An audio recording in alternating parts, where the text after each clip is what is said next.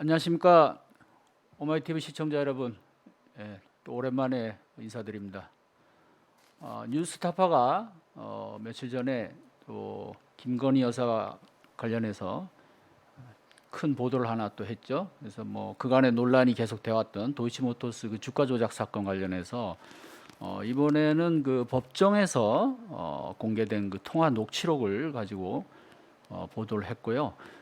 이 보도가 지금 큰 파장을 일으키고 있습니다. 그래서 다른 언론들도 여기에 큰 관심을 갖고 이제 후속 보도를 하고 있고, 민주당에서는 이제 이를 근거로 자 이제 뭐 김건희 여사의 범죄 그 혐의에 대해서는 물론이고 윤석열 대통령에 대해서까지 지금 공직선거법 위반으로 지금 고발을 하겠다. 오늘 고발장을 지금 제출한 걸로 그렇게 알려져 있는데, 자 그래서 오늘은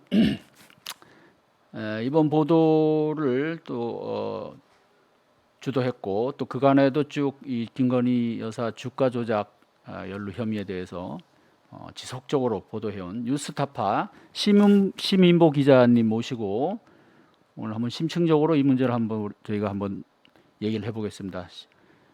심 기자 오랜만입니다. 예, 안녕하세요. 네. 네. 우리 이제 오마이뉴스 독자들, 네. 시청자들 모처럼 뵙는데 한번 뭐 인사 말씀 또 하시죠. 네. 네. 오랜만에 제가 대선 때 아마 대선 앞두고 공소장 범죄일람표 보도했을 때 그때 한번 불러주셔서 한번 나왔었고요. 그때도 이제 조정식 진행자께서 계셨고, 그리고 또 이제 비슷한 사안으로 그 연장된 사안으로 이번에 다시 뵙게 됐네요. 네. 네. 어떻게 뉴스타파하고 오마이뉴스 좀 분위기가 좀 다른가요? 어떻습니까? 아무래도 저희는 이제 그 오마이뉴스처럼 이렇게 종합 매체는 아니잖아요. 오마이뉴스는 이를테면 출입처에 기자들도 보내놓아 있고, 또 이제 매일매일 데일리로 벌어지는 일들을 하나하나 다 보도하는 매체고, 저희 뉴스타파는 그런 건 이제 보도를 안 하고 저희가 취재해서 단독으로 발굴을 하거나 아니면 의미가 있다고 생각하는 것만 이제 보도를 하기 때문에 분위기는 많이 다르죠. 네. 근데 그 시민보 기자를 지지하는 그런 분들은 뭐 이렇게 좀 겹쳐 있는 것 같아요. 뭐 그것까지는 모르겠습니다. 제가 저를 지지하는 분들이 계실까요? 뭐 그런 거 모르겠는데요. 예. 아니 요즘은 기자들도 예. 나름 예. 또 지지하는 그런 분들은 또 그런 게 좀 보이더라고요. 여기저기서. 저희가 뭐 정치인도 아니고. 그렇죠. 기자는 뭐 기자인데. 어쨌든 참 대통령실에서는 심 기자 좀 싫어하겠어요. 네.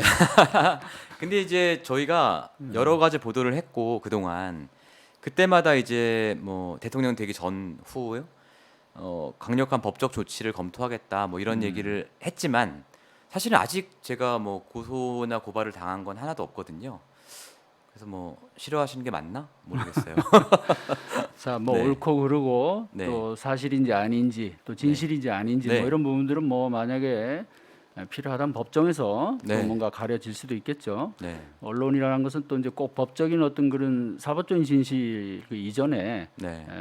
어떤 국민의 알 권리 차원에서 또 어떤 사실 보도할 만한 의혹이 충분히 제기될 경우에 네. 또 그런 것들이 또 원래 언론의 또 뭐 사명이라고도 할 수도 네. 있겠죠.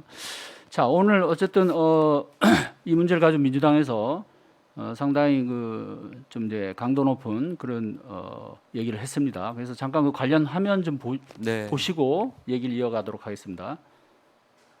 김건희 여사의 도이치모터스 주가 조작 혐의의 실체가 드러나고 있습니다. 공개된 녹취록에 따르면 주가 조작범인 이모 씨에게 주식 매매를 이름하기 전부터 김 여사 본인이 시세 조정성 주문 51건을 직접 지시했고 이후에 주가 조작 거래를 직접 승인한 정황도 확인됐습니다.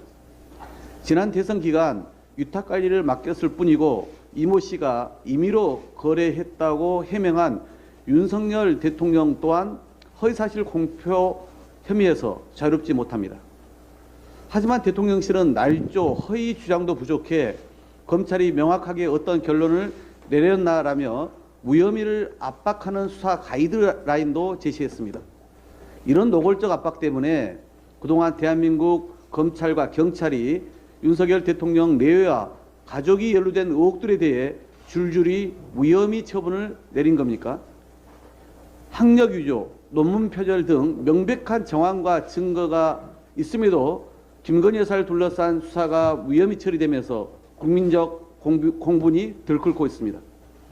국민 의혹이 증폭된 만큼 살아있는 권력도 엄정하게 수사해야 합니다. 주가 조작 혐의 공소시효가 4개월도 채 남지 않았습니다. 더 이상 시간만 끌려고 하지 말고 성역 없는 진실을 신속히 밝히기 바랍니다.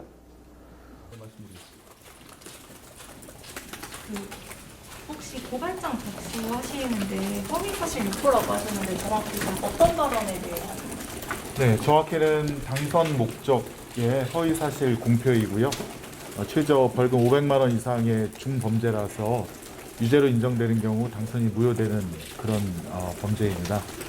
내용은 윤석열 대통령께서 후보자 시절에 그 배우자인 김건희 씨의 주가 조작에 대해서 외국 증권회사 출신인 이모 씨에게 모든 거래를 일임했고 4개월 동안 손실만 받고 그래서 5월 20일 날 이모 씨와 절연하고 끝냈다라고 사실에 대한 명확한 주장을 하셨는데 지금 그 공범들 재판 과정에서 나온 김건희 씨의 녹음 육성을 통해서 확인된 것은 김건희 씨가 주가 조작 첫날 주식을 직접 사라고 지시를 했고 또 중간에 증권회사 직원으로부터 중간중간 보고를 받았다는 그런 정황도 드러나고 있습니다.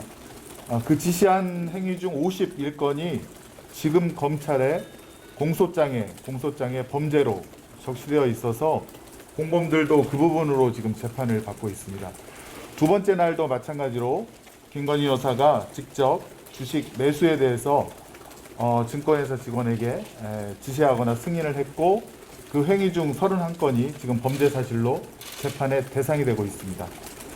한편 그 윤석열 후보자가 5월 20일 날 이모 씨와 절연했다고 하는 부분도 6월 13일 날 김건희 씨가 그 이모 씨의 의견을 들어서 추가 매수를 지시한 육성 녹음이 나왔기 때문에 그 부분도 거짓으로 밝혀졌습니다. 핵심은 윤석열 후보자가 검찰총장이라든가 인사청문회 시절 또 대선 경선 관련된 시절 신한은행에 대해서만 신한증권에 대해서만 계좌를 공개하고 계좌를 옮겨간 DB증권에 대해서는 공개를 안 한 적이 있는데 이번에 재판이 드러날수록 DB증권의 계좌가 나온다든가 계속 유력한 유죄 입증자들이 제출이 되어서 저희가 고발을 하게 쉽게 이르렀습니다. 얘기하면 이런 겁니다. 대통령 후보 당시에 윤석열 대통령 후보인데 부인의 주가 조작 혐의와 관련된 여러 질의가 있었단 말이에요. 그런데 그거에 대해서 부인을 했다라는 겁니다. 그러니까 허위 사실 유포를 했다라는 건데 지금 보니까 김건희 여사의 주가 조작 사실이 명명백백하게 드러났기 때문에 윤석열 대통령 당시 후보의 그 발언이 허위 사실 유포에 해당된다. 핵심이 이겁니다.